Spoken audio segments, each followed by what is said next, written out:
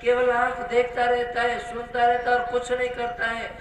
किंतु माँ उसके सामने घंटों बोलती है, मेरो लाला ऐसो है, मेरो लाला ऐसो है, मेरो लाला को भूख लगी, मेरो लाला। घंटों तक बोलती रहती है और बोलते बोलते बोलते वो बोलता नहीं है, कई महीनों तक बोलता नहीं है, फिर भी माँ बोलना बंद नहीं करती है। बोलते बोलते बोलते बोलते एक दिन वो बालक बोलने लग जाता है और मम्मी कहने लग जाता है। जिस दिन माँ कह देता है ना वो, आहा, उस दिन तो उसके आनंद का पारावार नहीं रहता है। उस दिन बस घर में आनंद छाने लगती है और उत्सव मनने लगता है कि आज मेरो लाला बोलो है। तो भैया ऐसे ही भगवान के पास बैठ करके बोलने लगो, एक दिन बाके बिहारी तुमसे बात करने लग जाएगा। शर्त है कि बोलने लगो। हाँ, ये जरूर होगा, जब बोलने लगोगे तो घर के लोग समझेंगे कि बाबूजी पागल हो गए, मैया पागल हो गई, ये क्या हो गया यहाँ को। तो भैया भगवान से जीवित सा व्यवहार कर। ठाकुर जी बैठे हैं, उनको आपने कभी भी जीवित सा व्यवहार नहीं किया, तो तुम्हारे लिए वो ठाकुर जी मरे हुए मृत हैं, तो तुम भी उनके लिए मृत हो। अरे वो भी किसी मैया का लाला है, कितने लाड़ प्यार से यशोदा मैया ने पाला है, और तुमने जो है कबाड़ में बंद कर दिया, अलमारी में बंद कर दिया, कभी उसकी सोच नहीं ली। ये भक्ति है। ऐसे क्या वो 50 रुपए की मूर्ति तुम्हें मुक्ति दे देगी? कभी नहीं देगी। ये बात ध्यान रखना, वो 50 रुपए की मूर्ति तुम्हें कभी मुक्ति नहीं देगी। उसके साथ तुम व्यवहार कैसे करते हो? उसके साथ जीवित सा व्यवहार करो तो आपके लिए वो जीवित है। हम तो जीवित सा व्यवहार नहीं करते हैं, इसलिए ठाकुर की पूजा का जो पूर्णतया लाभ है वो हमको नहीं मिलता। इसलिए संबंध डिक्लेयर कीजिए, आते जाते उनको हाजिरी लगाइए, जीवित सा व्यवहार कीजिए। ये 3 साधना हो गई। मैं आज 5वें दिन तक मैं आपको 3 साधना बता चुका।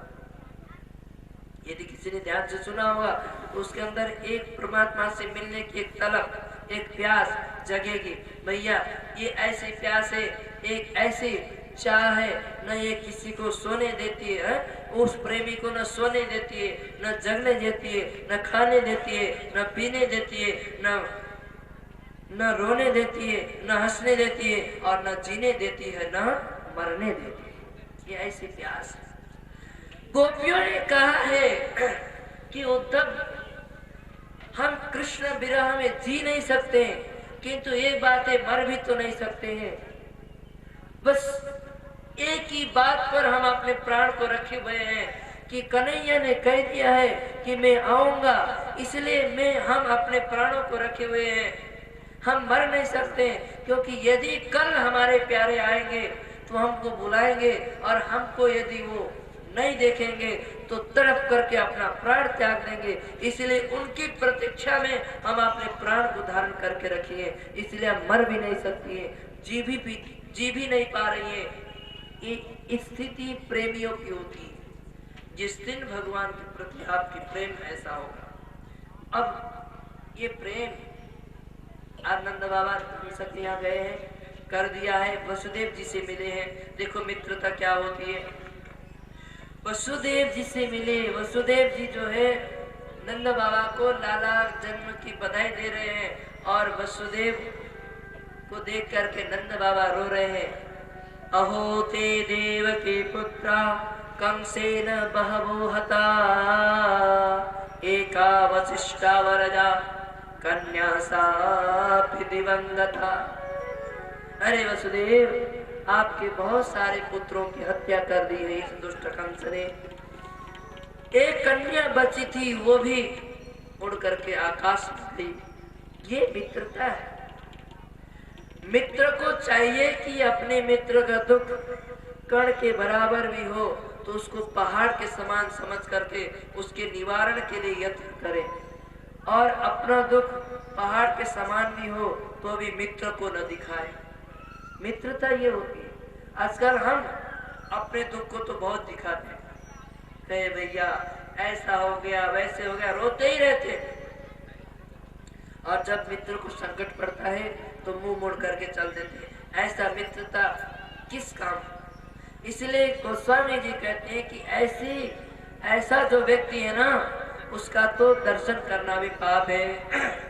निज दुख गिरी सम रज कर माना,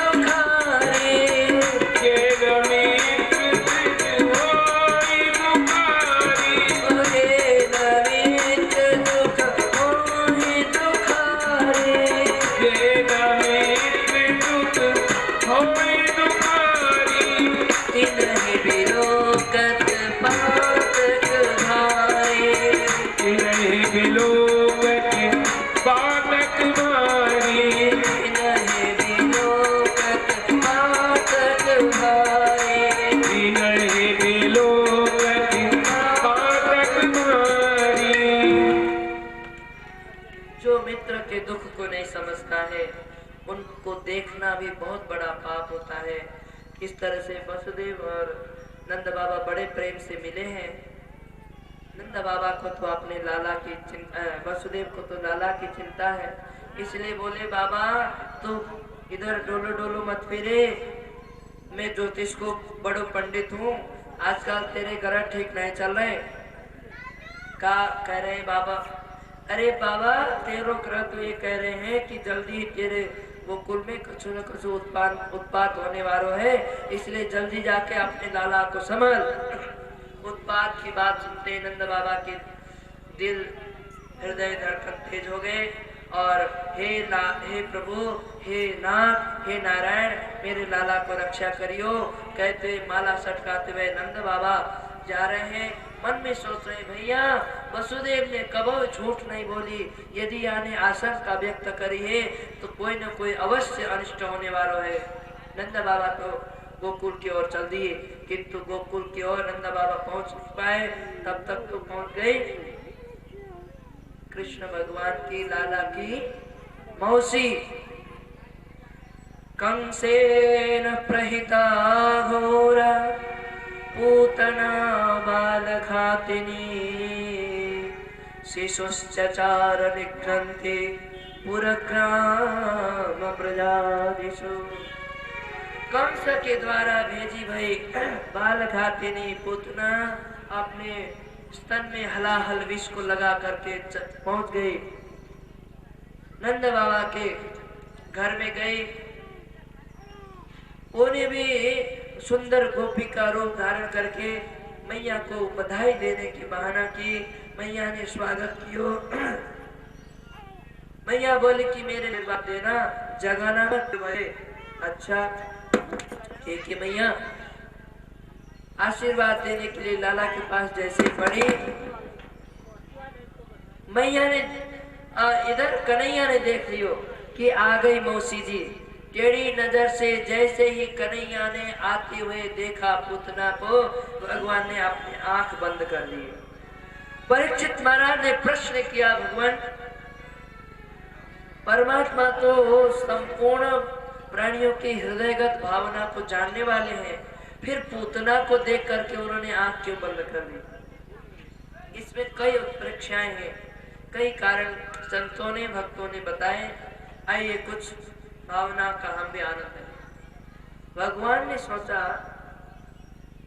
कि हम आए हैं ब्रज में, इस धरती पर असुरों का संहार करने के लिए। अब ये असुरों का संहार का कार्य अब शुरू करना है, इसलिए चलो मंगलाचरण करें पहले, क्योंकि कोई भी कार्य करने से पूर्व मंगलाचरण किया जाता है ताकि वो कार्य निर्विघ्नता पूर्वक संपन्न हो। जैसे हम भी भागवत कथा प्रारंभ से पहले आप देखते मंगलाचरण करते हैं, फिर भगवान का संकीर्तन करते हैं, फिर कथा प्रारंभ करते हैं।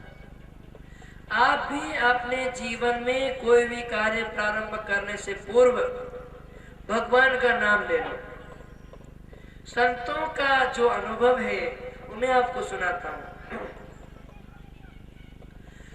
किसी भी कार्य को प्रारंभ करने से पूर्व आप 4 बार नारायण का नाम ले लो। हमारी ऐसी स्थिति हम लोग प्राय 3 बार लेते हैं, कोई भी काम हम 3 बार शुभ मानते हैं, किंतु संतों ने बताया, संतों का अनुभव है और मेरा भी अनुभव है, बचपन से ही संतों के सानिध्य में रहते रहते कई बार ऐसे होता है कि कोई कार्य नहीं बन रहा है, नारायण का नाम लेके किया तो हो गया। बहुत बार ऐसे अनुभव हुआ। तो मेरा भी अनुभव है, आप भी अनुभव करके देख सकते हैं। ये अचूक मंत्र है। किसी भी कार्य को प्रारंभ करने से पहले 4 बार नारायण नारायण नारायण नारायण 4 बार नारायण का नाम लेकर के आप कार्य प्रारंभ करो, आपको अवश्य ही सफलता मिलेगी। किंतु ध्यान रखना, किसी की अनिष्टता के लिए कार्य करोगे तो सफलता होता है। आजकल ये स्थिति है, कोई आगे बढ़ रहा है तो चलो उसको अनिष्ट करो। कोई बहुत नाम कमा रहा है, दानी है, अरे ये हमारे सामने इतना नाम कमा रहा है, हमारे सामने आया और इतना दान कर रहा है, इतना यज्ञ अनुष्ठान कर रहा है, इसका बहुत नाम हो रहा है, हमारे आगे, हम तो इसके आगे धूमिल हो गए, इसको हटाओ, इसका अनिष्ट करो। यदि ये सब काम करोगे तो आपको कभी सफलता नहीं मिलेगी। इसलिए 4 बार, अच्छा मैं बोलता हूँ, आप सभी बोलना बड़े जोर से, नारायण नारायण नारायण नारायण। जिन्होंने नहीं बोली ना, उनका जीव पाप के कारण इतना भारी हो गया है कि वो भगवान के नाम लेने के लिए उठते ही नहीं, चलते ही नहीं। वो भगवान के नाम लेने के लिए पाप करते करते करते वो जीव इतना भारी हो गया कि भगवान के नाम लेने में शर्म आती है। बड़ी आश्चर्य की बात है, लोग कहते शर्म आती है कीर्तन करने में, और जब बहू को डांटना हो तो शर्म नहीं आती है। भगवान के नाम संकीर्तन करे, हरे राम है, नहीं निकलती आवाज। अब उसी को देखो, जब बेटे और बहू को, नौकर को डांटना होता है, इतने जोर से आवाज निकलती है कि मोहल्ले वाले सबको सुनाई पड़ता है। लड़ाई क्यों? पाप के कारण हमारे जीव इतने भारी हो गए कि भगवान के नाम लेने के लिए तैयार नहीं।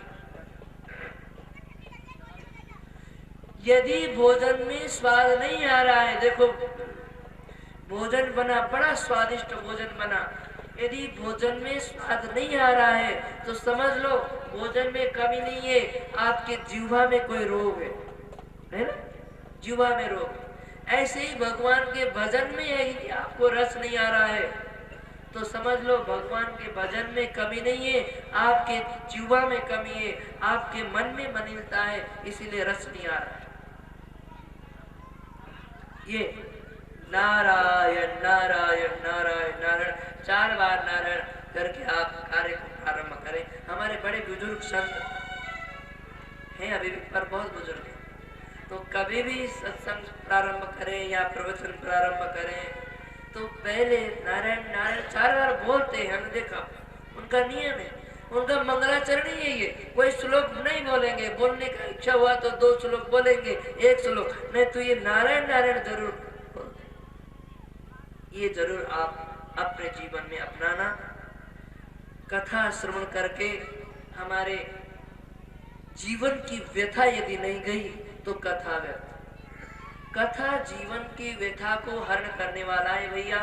जीवन की व्यथा इन सूत्रों को अपनाने से हरण होता है। ऐसा नहीं कि आकर के कथा सुने और फिर चल दिए, फिर जीवन में कोई परिवर्तन नहीं, फिर वही ढोंग, वही पाखंड, वही छल, वही छद्म, वही ठगी, वही झूठ, वही पाप।